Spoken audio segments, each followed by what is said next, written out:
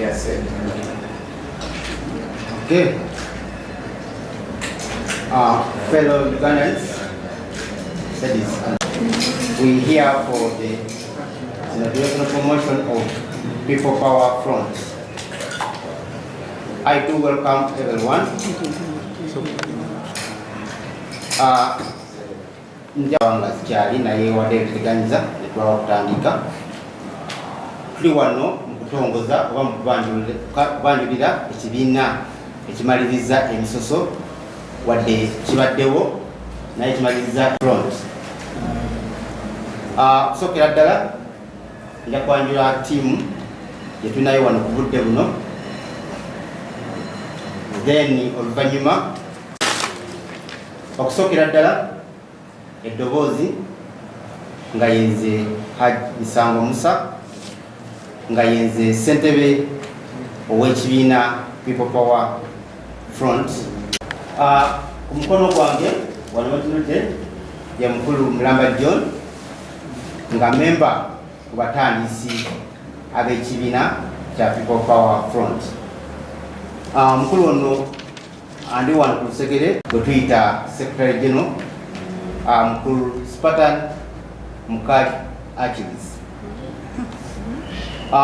Awo amuddako nga erya Central Uganda nga ye mukulu Lutalo Robert era munnamateeka mukuutivu nga saawa eno wenjogerera ye ttiimu eriwo, naye olw'obudde waliwo ttiimu endala abali mu kkubo naye omwogezi ow'ekibiina mukulu EPEC Julius, kuliko ne munnamateeka w'ekibiina mukulu Sadad Salim ne bamemba abalala okuva amambuka ag'eggwanga bali mu kkubo bajja bwe batusanga. I take this opportunity to thank Ugandans that have inherently contributed towards making Uganda a better place for all of us. I also want to use this as an opportunity to thank all the party members of PPF, People Power Front, for the milestone that we are registering today in terms of completion of registration of PPF, because one of the requisite statutory requirements for registration is signature collection. Ugandans have been cooperative in a way that they were able to append their signatures on our signature forms, and we were able to. That has been the political arena of Uganda. On the 20th of December 2023, we reserved the particulars of People Power Front in terms of the electoral symbol, in terms of our color combinations, and in terms of our party slogan. And the name of the party is People Power Front. Our color combinations are red, black, and gold. Our electoral symbol is the clenched fist. Our emblem is a clenched fist of the right arm inserted in the map of Uganda with the slogan inserted of People Power, Our Power. That is our slogan. At this point, I'm pretty much sure you're asking yourselves quite a number of questions. This emblem has been existent somewhere, somehow. What is the rationale of People Power Front? What is our motive? What is our objective? It is upon such a background that today we have this. It is upon such a background that People Power Front is being inaugurated today. I want to use the anecdotes of a commuter taxi for purposes of getting a better understanding of this. A commuter taxi where you have passengers and you have a driver. A vehicle, an SUV, probably a bulletproof car, and then leaves these passengers stranded in a commuter taxi.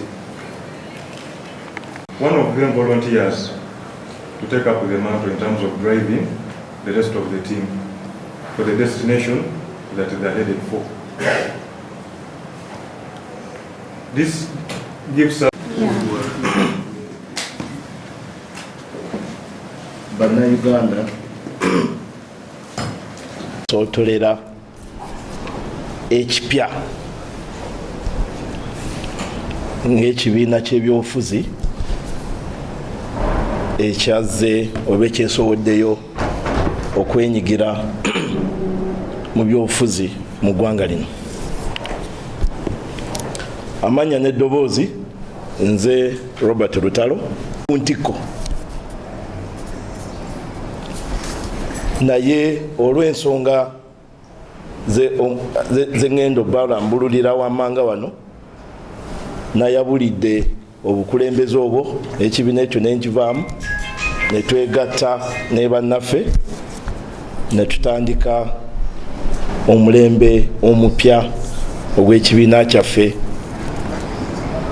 kyetugenda kyemuwulidde oba kyetugenda obbanjulira wammanga. Kantwala omukisa guno okwebaza bannayuganda mwenna kuba buli kanyomero ka Uganda twakatuukamu nga tubasaba emikono egitusemba.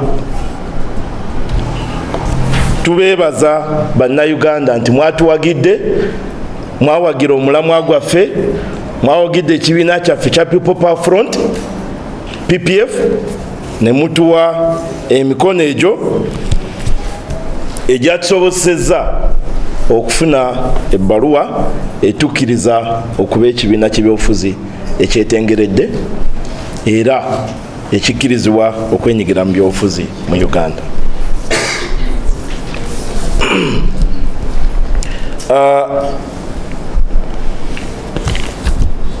Kantwala era omukisa guno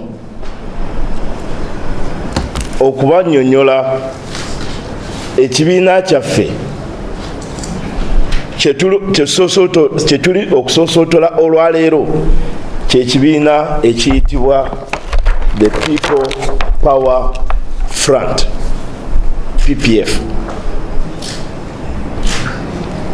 The people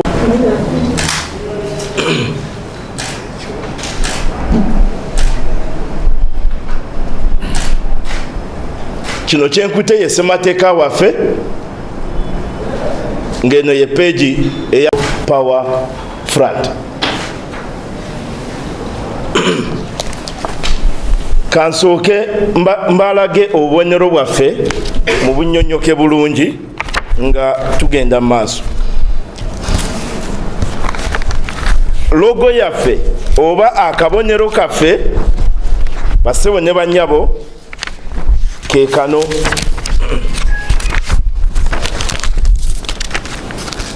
Kano kwe kabonero kaffe akabadde approved ekitongole ky'ebyokulonda era ekikulira ebibiina by'obufuzi mu Uganda. Ke kabonero kaffe kano. Tuli wamu?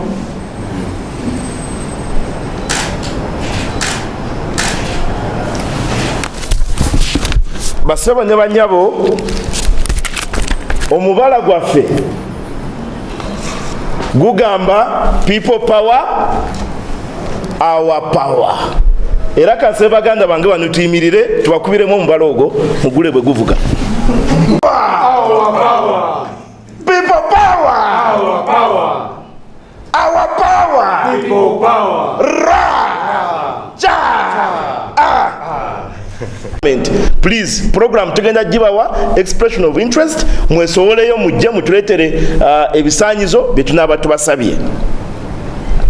Tugenda kusimbirawo ddala abantu oba kuvuganya ku bifo byonna ebyobukulembeze ebikubwako akalulu mu Uganda nga kwe kuli nekya LC1. Yes, we are that serious. Ate nga yo program si ya maaso nti myaka egijja guno akalulu ka 2026 People Power Front PPF tugenda kenyigira bulungi. Era logo yaffe ekikonde mukirabiranga ddala ku kalulu ballot papers obukonge bw'obulu bwonna tugenda kubeerako ne aka presidential election tujja kubeerako ne candidate.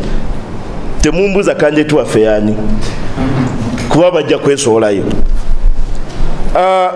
Nga maliriza ofisi yaffe oba ekitebe ekikulu eky'ekibiina tukyakiteekateeka era bwe kinaaba kiwedde okuteekebwateekebwa tujja kubayita bannamawulire ne bannayuganda okutalizaamu tukibasoosootolere era tukibalambuze. Mwebuuza abakulembeze b'ekibiina be baani? Abamu ku ffe chairman abanjudde yefe abamu abali wano maaso gammwe be mulabyeko, naye nga waliwo n'ebifo ebirala ebijja okujjuzibwa ku delegates conference. Naye ate era n'ekirala nti tugenda kuwa omukisa bannayuganda abalina obusobozi obw'enjawulo okwesowolayo bavuganye ku bifo by'obukulembeze naye mu kibiina kyennyini. N'olwekyo mu kaseera mpaawo kaaga maaso awo tujja basoosootolera abakulembeze baffe lisiti yonna mu bujjuvu. Nga nkunga bannayuganda mwenna abaweddemu essuubi mu byefuzi, bannayuganda mwenna abanyigirizibwa mu bibiina by'obufuzi gye muli, bannayuganda mwenna abatalina bwekyusizo, abatalina bwogerero, nga mukooye abakulembeze bammwe mu bibiina by'obufuzi gye muli. Tubaaniriza mu kibiina kyaffe kya PPF, People Power Front. Ng'oli munnayuganda okooye ebyobufuzi by'obusosoze, okooye ebyobufuzi ebyesigamiddwa ku mawanga, kusosowaza ono muzzukulu wa gundi, ono mwana wa gundi yakubeera wano yabeera mu kibiina, ng'okooye okusosolebwa olwa social class oba embeera ey'obuntu oba mu nsawo bakuboola. Omuntu yenna munnayuganda nga mu kibiina ky'olimu ekyobufuzi tossa, you cannot breathe, onyigirizibwa. Kyewayagaliza embazi kibuyaga asudde. People Power Front ezze okuwa omukisa, okussa bulungi nga bw'oyagala, okwegazaanya. Tuli bavubuka nga ffenna bwe mutulaba, kino kibiina ky'abavubuka. Ate nga abavubuka ffe tusinga obungi mu Uganda, ekyo mukimanyi bulungi. N'olwekyo nkunga naddala okusongera ddala mu namba emu, abavubuka mwenna mu Uganda muveeyo mutwegatteko. Mukama ab'omuntu. I'm Isaac Mwagawa. I report for New Vision. My first question hinges on the party symbols and the colors that the EC has cleared youth use.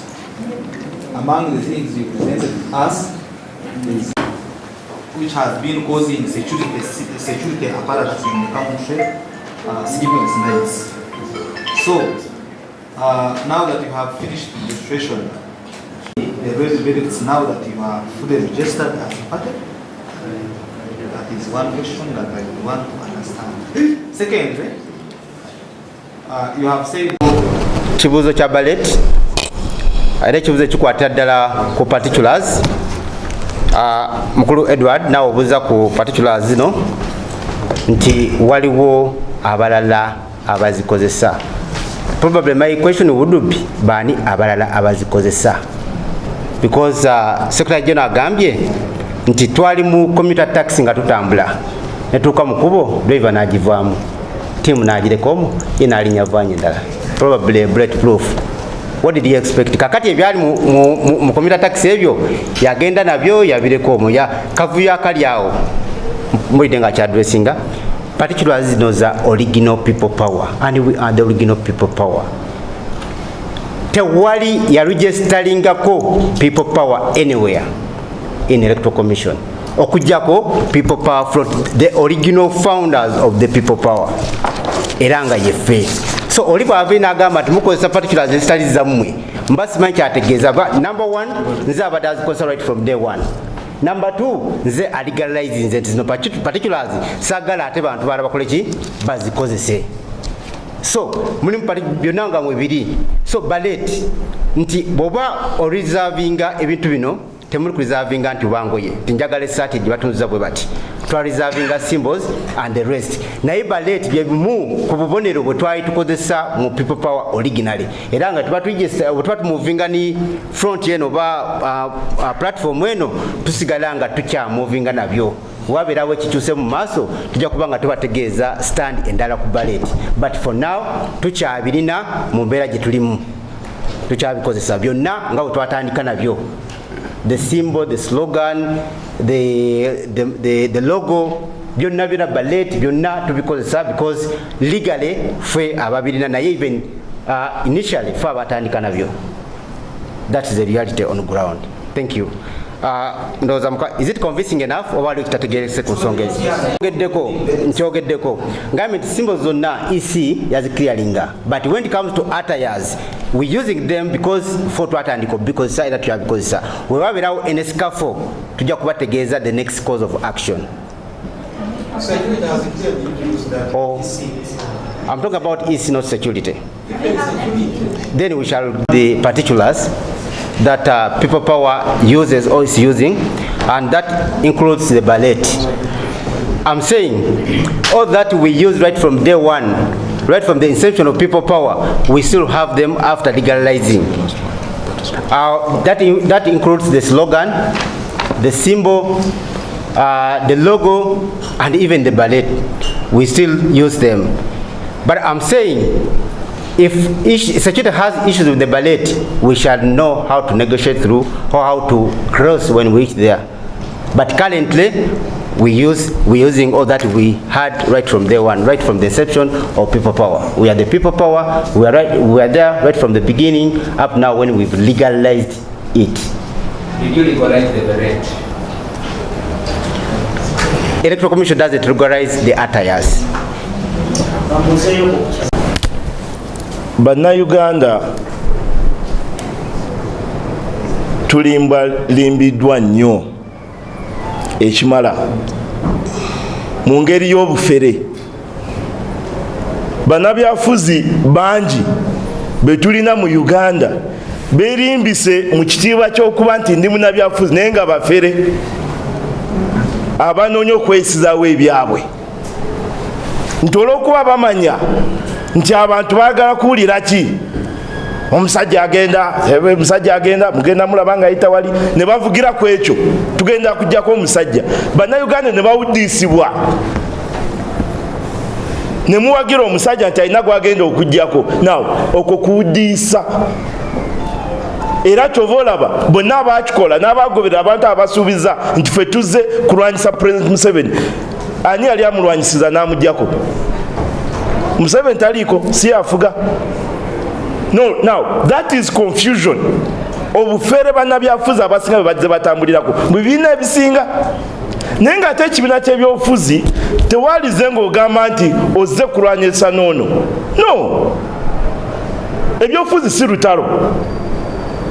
Tuzze mu byobufuzi ng'ekibiina ekipya ekitaliiko nziro yonna ekyetengeredde okwenyigira mu nsonga z'ebyobufuzi za Uganda. Museveni si kyekizibu kyaffe era si gwe tuliko nti gwe mulamwa gwe tambule mu miramwa gye njogedde egy'ekibiina kyaffe. Oluddemu nti wagala kujjako okuba kulwanyisa gavumenti?